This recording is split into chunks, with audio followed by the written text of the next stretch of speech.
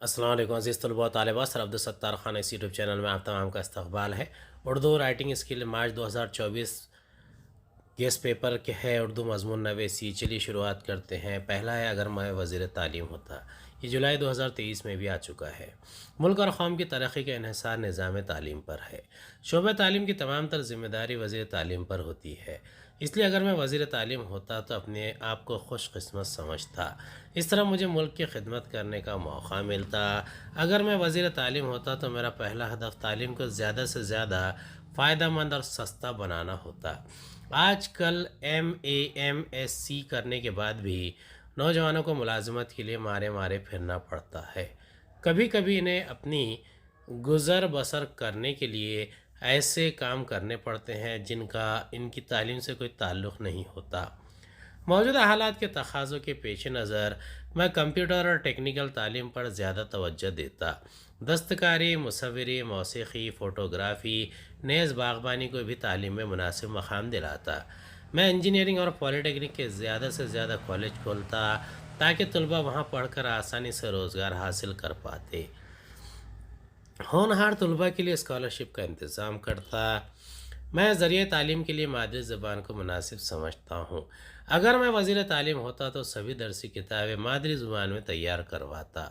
Science, technology, engineering और medicine वगैरह की किताबें मादरी ज़ुबान में लिखवाता या दूसरी ज़ुबानों की मुफीद किताबों का तर्जुमा करवाता। मैं दरसी किताब तैयार करने वालों से कहता कि वो किताबों में ऐसे मौज़ूआत को शामिल करें जो तलबा के इल्म में इजाफ़ा करें। इनका इसलोब दिलचस्प हो और कौमी यकजहती के जज्बात को परवान चढ़ाने में ममदू व मददगार हो। इस तरह मैं वज़ीर तालीम बनने पर मौजूदा निज़ाम तालीम को इस तरह से डालता जिससे मुल्क को अच्छे शहरी, काबिल असातिज़ा, ईमानदार लीडर, बासलाहियत डॉक्टर, पढ़ी लिखी और समझदार ख़वातीन और सच्चे सपूत मिलते। काश मैं वज़ीर तालीम बन पाता और अपने मुल्क को तरक्की की राह पर गामज़न कर पाता। ज़ैल में से किसी एक उन्वान पर 100 था 120 अल्फाज पर मुश्तमिल मज़मून लिखिए। 8 नंबरात के लिए। मेरी माँ, अगर इम्तिहान ना होते दरिया की आप बीती। अगर इम्तिहान ना होते ये हम ऑलरेडी इससे पहले दे चुके हैं। पहला है मेरी माँ। लफ्ज़ माँ में ना जाने कितनी मिठास है, कैसी अजीब कशिश और किस कदर सुकून भरा हुआ है। माँ की ममता को लफ्ज़ों में बयान नहीं किया जा सकता। इसकी कोई ताह नहीं, कोई हद नहीं। माँ की गोद में जो सुकून मिलता है वो कहीं और मैसर नहीं। यकीनन हर माँ अपनी औलाद से मोहब्बत करती है, लेकिन मेरी माँ तो ममता की मूरत और प्यार मोहब्बत का मुजस्समा है। मेरी माँ खिदमत के सिले से बेपरवाह होकर सबकी खिदमत करती है। घर गृहस्थी के मामले में छोटी से छोटी चीज़ों पर नज़र रखती है। बाज़ वक्त तो इन्हें अपनी सेहत का ख्याल भी नहीं रहता। जब कभी हम भाई बहनों में झगड़ा होता है तो हर एक माँ ही से फरियाद करता है। इस वक्त माँ की मुस्कुराहट का अजीब आलम होता है। वो हमारे झगड़ों को ऐसी खुश उसलूबी से सुलझा देती हैं कि हम सब खुश हो जाते हैं और लड़ाई में झगड़ा भूलकर दोबारा खेल में मगन हो जाते हैं। मेरी माँ बहुत ज़्यादा मजहबी है। नमाज रोज़े की पाबंदी करने के साथ साथ खैर खैरात भी करती रहती हैं। माशाअल्लाह हमारा ख़ानदान आसूदा हाल है। इसके बावजूद माँ को गुरूर छू के भी नहीं गया है। वो रिश्तेदारों के साथ साथ पड़ोसियों का भी बहुत ख्याल रखती हैं। मेरे दोस्त और बहन की सहेलियों से इतना अच्छा और बर्ताव करती हैं कि वो इन्हें अपनी माँ जैसा प्यार करते हैं। अल्लाह ताला का ये एहसान अजीम है कि इसने हमें माँ जैसी बेबहा दौलत अता की है, जिसके प्यार और मोहब्बत के साए में हमारी ज़िंदगी परवान चढ़ रही है। तीसरा मज़मून है दरिया की आप बीती। मेरा वतन मगरबी घाट की पहाड़ियों में है। ये इलाक़ा इतना खूबसूरत है कि बस यूँ समझ लीजिए कि कुदरत का सारा हुस्न सिमट कर यहीं आ गया है। सुबह को जब सूरज निकलता है तो उसकी सुनहरी किरणों से मेरा वतन जगमगा उठता है। आपके जहन में ये सवाल उठता होगा कि मैं ऐसे खूबसूरत माहौल को छोड़कर इस मैदानी इलाके में क्यों चला आया। बात यह है कि मैं अक्सर ऊंचाई से नीचे झांका करता था। एक दिन जी में आया कि क्यों ना नीचे नीचे जाकर देखा जाए। बस झूमता मचलता राह की रुकावटों को कुचलता तेज़ी के साथ नीचे की तरफ बढ़ा। ज़मीन पर बहने लगा तो मेरे बहाव ने ज़मीन को दोनों तरफ से काटना शुरू कर दिया। इस तरह आगे बढ़ते हुए मेरा पार्ट चौड़ा होता जा रहा था। ایک دن انسانوں کی ایک ٹولی آئی اور میرے دونوں کناروں پر آباد ہو گئی۔ دن بیتتے گئے، آبادی بڑھتی گئی اور گاؤں کے گاؤں بستے گئے۔ انسان میرا پانی اپنے کام میں لانے لگا۔ اتنا ہی نہیں، وہ میرے سینے پر چھوٹی چھوٹی کشتیاں تیرانے لگا۔ میں نے زمانے کے بہت الٹ پھیر دیکھے ہیں۔ معمولی بستی گاؤں میں تبدیل ہوئی اور گاؤں شہر بنتے گئے۔ راجاؤں اور سرداروں نے میرے کناروں پر عالیشان محل تعمیر کیے۔ انسانوں کو آباد اور خوشحال دیکھ کر میں بہت خوش ہوا۔ کبھی کبھی زیادہ بارش ہونے کی صورت میں میرے اندر پانی زیادہ ہو جاتا ہے، جو سیلاب کی صورت میں کناروں پر بہنے لگتا ہے۔ اس وجہ سے کافی جانی اور مالی نقصان ہوتا ہے۔ فصلیں برباد ہو جاتی ہیں۔ اس تباہی پر مجھے صدمہ ہوتا ہے، لیکن میں کچھ کر نہیں سکتا۔ اگرچہ میں اپنا وطن تفریح کی غرض سے چھوڑ آیا تھا، لیکن میدان میں پہنچنے کے بعد میرے خیالات میں بہت سی تبدیلیاں آ گئی۔ مثلاً میں نے خدمت گزاری کو اپنا شعار بنا لیا۔ میری وجہ سے انسانوں کو بہت سارے فائدے ہیں، لیکن میں نیکی کر والی کہاوت پر عمل کرتے ہوئے آگے بڑھتا ہی رہا۔ آخر وہ منزل بھی آ گئی جہاں میں نے دیکھا کہ سمندر ایک ماں کی طرح اپنا وسیع دامن پھیلائے ہوئے ہے۔ میں بھی ایک بچے کی طرح اس کی گود میں سما گیا۔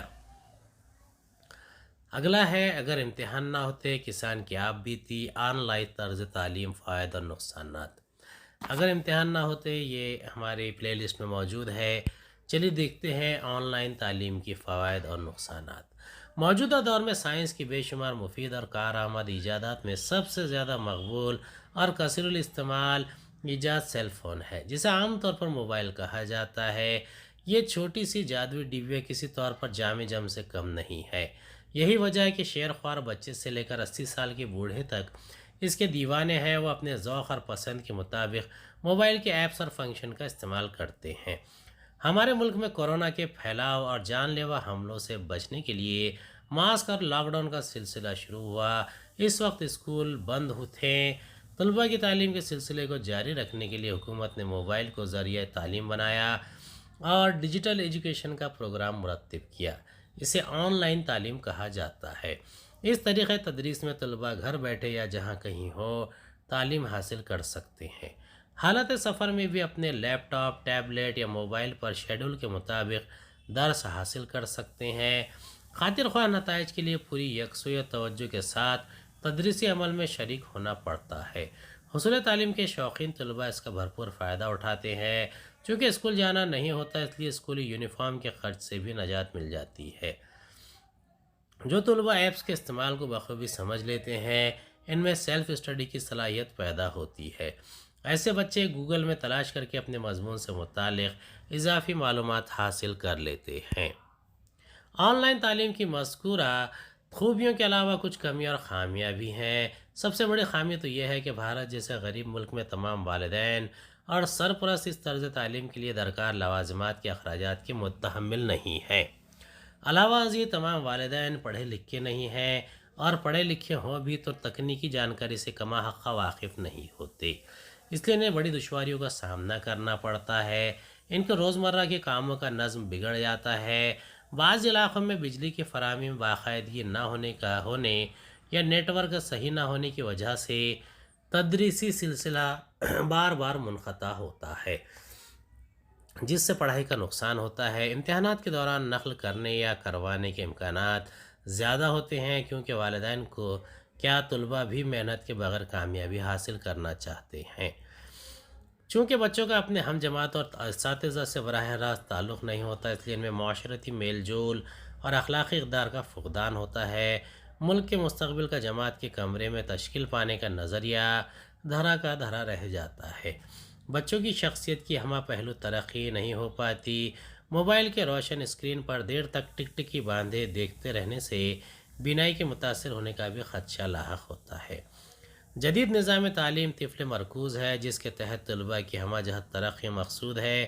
ان ضمیمی حقائق کو ملحوظ رکھتے ہوئے ہمیں بڑی متانت اور ذمہ داری کے ساتھ یہ طے کرنا ہے کہ طلباء کے لیے کون سا طریقہ تدریس بہتر ہو سکتا ہے۔ امید ہے آپ کو ہمارا ویڈیو پسند آیا ہوگا۔ اگلے ویڈیو میں دوبارہ ملاقات ہوگی۔ خدا حافظ۔